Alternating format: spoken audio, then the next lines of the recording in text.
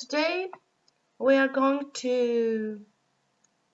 to show you how to use the ellipse select tool.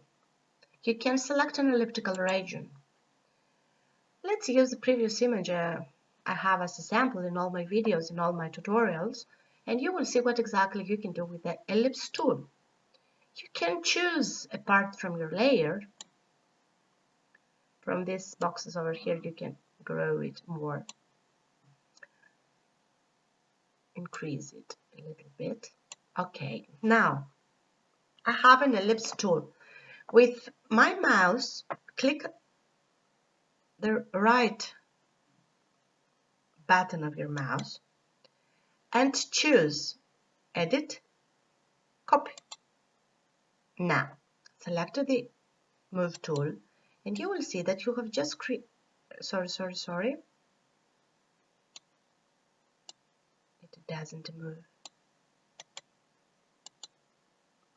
Copy.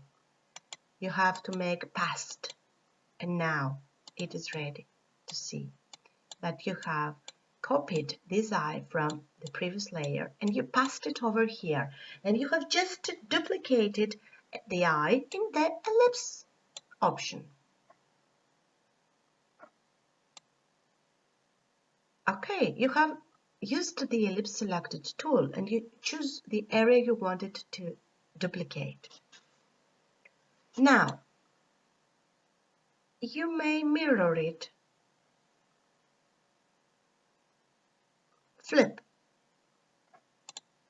You see the eye. Flip up. Let's keep it flipped. You can do many things.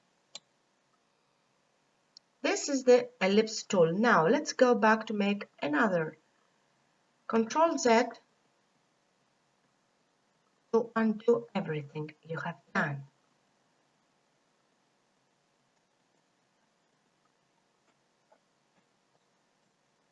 Okay, I do not want an ellipse. I want this square, the rectangle select tool. You can select a rectangular region, not an ellipse. Okay, so choose a rectangular. It is the same. With the right button of your mouse, click Edit, Copy. Again the same and click Paste. You have pasted.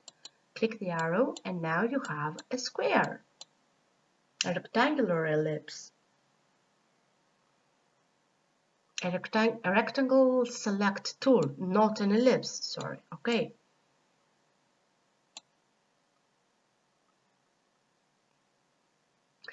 This is how we use GIMP to make our digital creations. It's not difficult if you get familiar with the tools and the toolbar, and it will be more easy for you to use the GIMP software to express yourself and your digital creation. So, I hope you enjoyed my video. Thank you. Bye.